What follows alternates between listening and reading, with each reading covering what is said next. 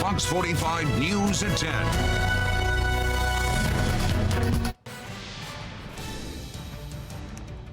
Good evening, I'm Maxine Stryker. We begin tonight with breaking news. Two teenagers ages 15 and 16 arrested in the murder of 23-year-old Maya Morton in West Baltimore on January 28th.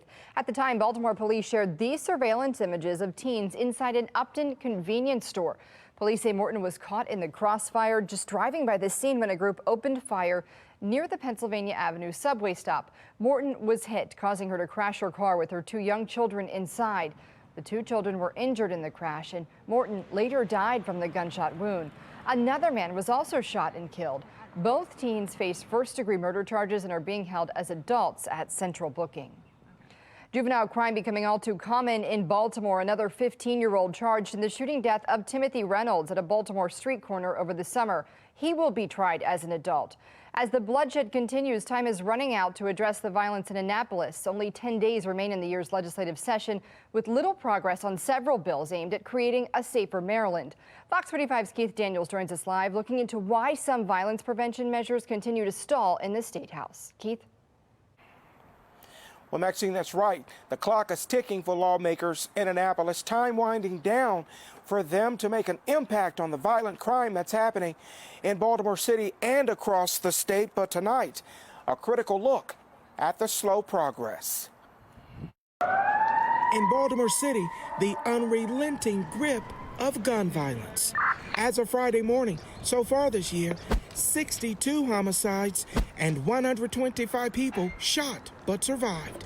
Lifetime Baltimore resident and pastor P.M. Smith of Huber Memorial Church calling it's crime, it's safety. The number one issue for the people in Baltimore. But for Smith and others like him, it seems lawmakers in Annapolis, specifically those who represent the city, including Senator Jill Carter, are not taking the crime crisis seriously. She and those like her are giving the criminal element in this city a hug, while that criminal element is holding law-abiding citizens hostage in our homes.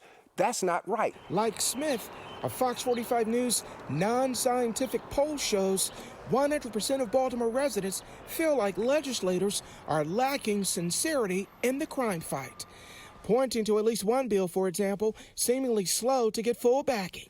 House Bill 481, backed by City State's Attorney Ivan Bates, but has pushback from some, including Senator Carter. It's legislation that would increase the maximum jail time to 5 years for carrying an illegal gun for those over 21, making the punishment equal for everyone 18 and over. Anyone who gets the maximum serves at least a full year behind bars, as people can get out serving 25% of a misdemeanor sentence. Ivan Bates is right on point. Congressman Kwesi and Fume among those supporting the bill. Our streets are too violent.